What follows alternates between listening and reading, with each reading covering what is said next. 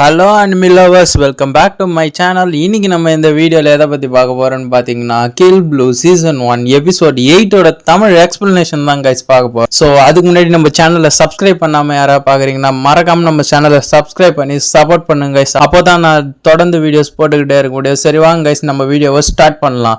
எபிசோடோட ஸ்டார்டிங்லேயே பார்த்தீங்கன்னா அந்த ரெண்டோ பிரதர்ஸை தான் காட்டுறாங்க. ஸோ அதில் காசுமான்ற அந்த பெரிய பிரதர் தான் வந்து இன்டர்நெட்டில் நம்ம ஹீரோவை பற்றி ஃபுல்லாக சர்ச் பண்ணுறான். நம்ம ஹீரோவோட ஹிஸ்ட்ரி, நம்ம ஹீரோவோட ஃபோட்டோஸ், நம்ம ஹீரோ என்ன சிகரெட் பிடிப்பான். ஸோ அவங்க வந்து ஜூ அசாசின் சிண்டிகேட்டில் வேலை பார்க்குறான். அது வந்து ஒரு 3rd கிரேடான அசாசின் சிண்டிகேட். ஸோ நம்ம ஹீரோ யூஸ் பண்ணுற வெப்பன்லேருந்து நம்ம ஹீரோவோட சக்ஸஸ் ரேட் 100% சக்ஸஸ் ரேட்டு. நம்ம hero civilians and humans kids எல்லாம் ஹர்ட் பண்ண மாட்டான்ற வரைக்கும் நம்ம ஹீரோவை பற்றி ஃபுல் டேட்டாவும் எடுக்கிறான். ஸோ அங்கேயே சீன் கட் பண்ணி நெக்ஸ்ட் சீனில் இங்கே ஸ்டேடியமில் தான் காட்டுறாங்க. ஸோ ஃபைட் நடந்ததில் அங்கேருந்து தான் ஸ்டார்ட் பண்ணுறாங்க. இங்கே ஸ்டேடியமில் தான் காட்டுறாங்க. நெக்ஸ்ட் சீனில் நம்ம ஹீரோவோட அசிஸ்டன்ட் நம்ம ஹீரோக்கு வெப்பன் அமைச்சிருப்பாரு. ஸோ அதை வந்து அந்த காசுமா சொல்லிட்டு தூரமாக விழ வச்சிருவான். ஸோ அப்படி இருக்கும்போது நம்ம ஹீரோ பக்கத்தில் இந்த ஒரு மெட்டல் கம்பியை எடுத்து தூக்கி போட்டு அந்த கெஞ்சின்ற வந்து அதை எய்ம் பண்ணி ஷூட் பண்ணி ஸோ அந்த பிளாஸ்டில் வெப்பன் நம்ம ஹீரோ கைக்கே வந்துடும். ஸோ ஹீரோ கைக்கு கன் வந்தோடனே ஹீரோ வந்து அந்த காசுமாவை பார்த்து ஷூட் பண்ணுவான். ஸோ டேரக்ட் ஹிட் ஆகிற மாதிரி அவன் ஷோல்டரில் வராசிடும். ஸோ அவனும் பயந்து போய் பின்னாடி ஒளிஞ்சுப்பான். ஸோ இவனோட ஹிட்டு பயங்கரமாக இருக்குது. ஸோ பயங்கரமாக எய்ம் பண்ணி சொல்கிறான். இவன் கூட கன் ஃபைட் போடுறது ரொம்பவே டேஞ்சரான விஷயம்ட்டு அவனுக்கும் புரியுது. ஸோ அப்படி பண்ணிட்டு இருக்கும்போது பின்னாடி இருந்து யாரோ வராங்க. யாருன்னு திரும்பி பார்த்தா அது ஒரு செக்யூரிட்டி கார்டு. ஐயோ, செக்யூரிட்டி கார்டான்ட்டு நம்ம ஹீரோவும் கன்னை பின்னாடி மறைச்சி வச்சுக்கிறான். ஸோ ஐயோ இவர் வேற வந்துட்டாருன்ட்டு அவர் வந்து இங்கே ஒரே பிளாஸ்ட் ஆகிருக்கு. ஸோ ஃபயர்லாம் நிறைய வந்தது. ஸோ உனக்கு எதுவும் ஆகலை தம்பி, நீ இங்கே என்ன பண்ணுற, எப்படி வந்தன்ற மாதிரி கேட்க நம்ம ஹீரோ என்ன பண்ணுறது தெரியாமல் பதட்டமாக கன்னை பின்னாடி மறைச்சி வச்சு சமாளிச்சுட்டு இருக்கான்.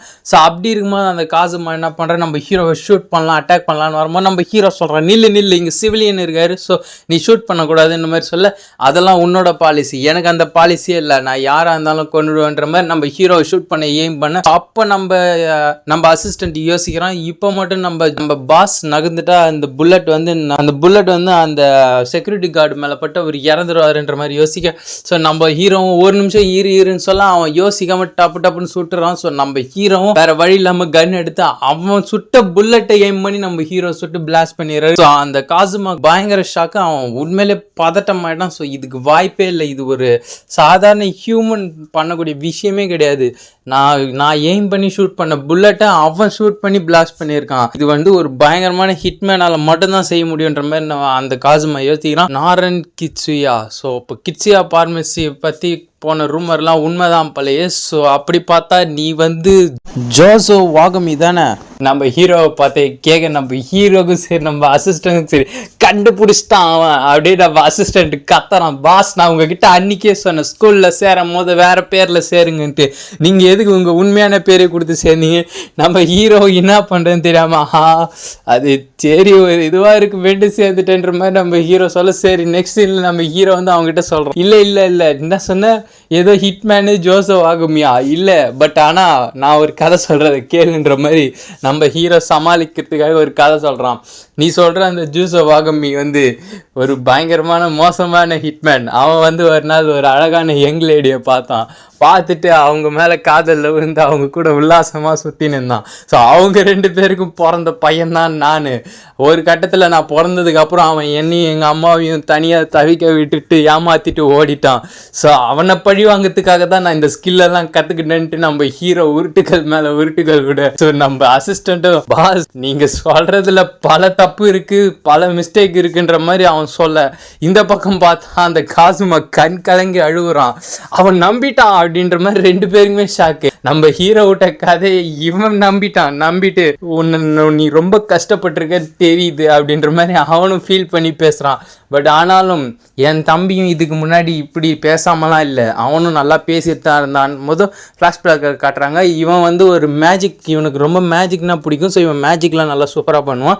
அவன் தம்பிக்கு ஸ்போர்ட்ஸ்னால் ரொம்ப பிடிக்கும். ஸோ அந்த கெஞ்சி ரெண்டோன்றவன் ஸ்போர்ட்ஸில் சூப்பராக விளையாடுவான். ஸோ அவன் நல்லாவும் பேசிகிட்டு இருந்திருக்கான். ஸோ சம்திங் ஏதோ நடந்ததுனால அவனுக்கு இந்த மாதிரி ஆயிடுது.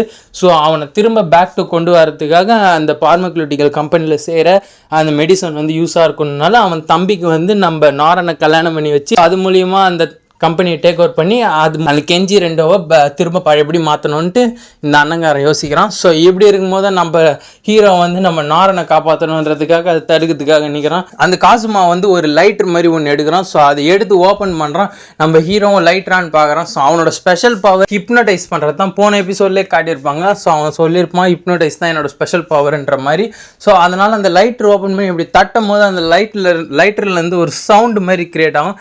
ஸோ அது சவுண்டு வந்தோடனே பின்னாடி இருந்த செக்யூரிட்டி கார்டு வந்து நம்ம ஹீரோவே அட்டாக் பண்ண வராது. ஸோ இவன் வந்து அந்த செக்யூரிட்டி கார்டை ஹிப்னோடைஸ் பண்ணிட்டான். ஸோ ஹீரோ வேறு வழி இல்லாமல் அவர் அடித்து மயக்கம் போட்டு வைக்கிறான். ஸோ நெக்ஸ்ட் ஃபோனில் கால் போட்டு எல்லா சிவிலியன்ஸையும் ஹிப்னோடைஸ் பண்ணுறான். ஸோ வெளியே இருக்க எல்லா பீப்புள்ஸ் எல்லா சிவிலியன்ஸையும் ஹிப்னோடைஸ் பண்ணி ஹீரோவை அட்டாக் பண்ணுறதுக்காக அனுப்புகிறான்.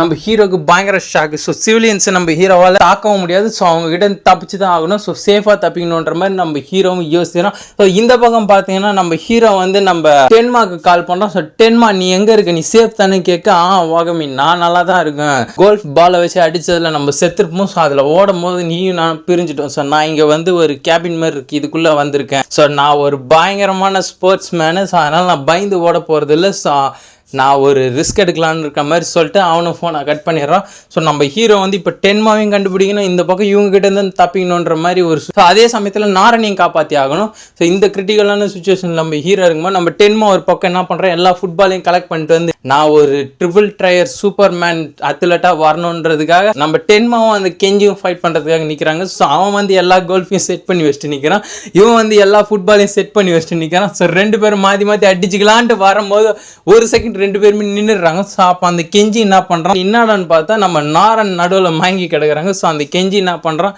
நம்ம நாரன் தூக்கிட்டு போய் ஓரமாக வச்சுட்டு பத்திரமா வச்சுட்டு போத்தி விட்டு வந்துடுறான். ஸோ இவன் கெட்டவனாக இருந்தாலும் பரவாயில்ல, இவனுக்குள்ளேயும் கொஞ்சம் நல்ல மனசுலாம் இருக்குது. ஸோ இப்படி இருக்கும்போது திரும்ப அவனுக்கு ஃபைட் ஸ்டார்ட் ஆகும்போது இவன் வந்து கால்ஃப் பாலை வச்சு ஷூட் பண்ண, நம்ம டென்மா வந்து ஃபுட்பால் பாலை வச்சு ஷூட் பண்ண, ரெண்டும் இடிச்சு பிளாஸ்ட் ஆகிட்டு இருக்கு. ஸோ இப்படி இவனுக்குள்ள ஃபைட் நடக்க நம்ம அங்கே ஹீரோ வந்து பீப்புள்ஸ் கிட்ட இருந்தெல்லாம் தப்பிச்சு ஜம்ப் அடிச்சு வந்துட்டு இருக்காங்க. ஸோ பீப்புள்ஸ் எல்லாம் அந்த காசுமாவோட ஹிப்னோடைஸ் டெக்னிக்கில் ஹிப்னோடைஸ் ஆகி நம்ம ஹீரோ அட்டாக் பண்ணுறாங்க.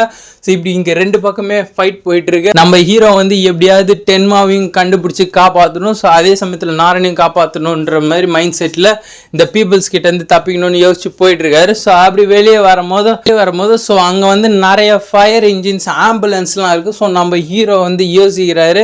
ஸோ அப்போ நம்ம அசிஸ்டன்ட் சொல்கிறாரு, ஸோ பரவாயில்ல உங்களுக்கு சப்போர்ட்டுக்கு வந்திருக்காங்கன்ற மாதிரி சொல்ல, இல்லை ஒரு நிமிஷம் இரு, அவங்கள பார்த்தா ஹிப்னடைஸ் ஆன மாதிரி இருக்குன்னு. ஸோ ஆப்வியஸ்லி அவங்களும் ஹிப்னடைஸ் ஆகிருக்காங்க. ஸோ அந்த காசோ டெக்னிக்னால ஸோ அவங்களும் ஹிப்னடைஸ் ஆகி நம்ம ஹீரோ அட்டாக் பண்ண வராங்க. ஸோ நம்ம ஹீரோவும் அவங்ககிட்ட வந்து தப்பிச்சு ஸோ எப்படியாவது அவங்களுக்கும் அடிப்பட வைக்காமல் அவங்களையும் மயக்கம் போட வச்சு தப்பிச்சிட்டு இருக்கான். ஸோ இப்படி இருக்கும்போது நம்ம ஷிஷிட்டோ அங்கே வராங்க. ஸோ ரேயோவோட சிஸ்டர் ஷிஷிட்டோ வராங்க. நம்ம ஹீரோ வந்து பிக் சிஸ்டர் நீங்கள் என்ன பண்ணுறீங்கன்ற மாதிரி கேட்க, ஸோ அவங்க இல்லை எனக்கு கவலையாக இருந்துச்சு சார், அதனால தான் நான் உங்களை பார்க்கறதுக்காக வந்தேன், நாரன் சேஃபாக இருக்காரான்ட்டு. ஸோ இந்த இடமே ஒரு மாதிரி வித்தியாசமாக இருக்குன்னு சொல்லிட்டு நம்ம ஹீரோவை கிட்ட அணைச்சி பிடிச்சி ஸோ லைட்டரை ஓப்பன் பண்ணி அவங்க அடிக்கிறாங்க. ஸோ ஆப்வியஸ்லி இவங்க வந்து இவங்க ஒரிஜினல் ஷிஷிட்டோவே கிடையாது, இவங்க அந்த காசுமா தான் ரியோவோட சிஸ்டர் மாதிரி வேஷம் போட்டு வந்து நம்ம ஹீரோவை ஹிப்னோடைஸ் பண்ண ட்ரை பண்ணுறாங்க. ஸோ அதுலேருந்து நம்ம ஹீரோ தப்பிச்சுட்டு தூரம் வந்துட்டு ஸோ நம்ம காசுமாவை சுடலான்னு பார்க்கும்போது ஸோ அவன் வந்து நம்ம ரியோ சிஸ்டரோட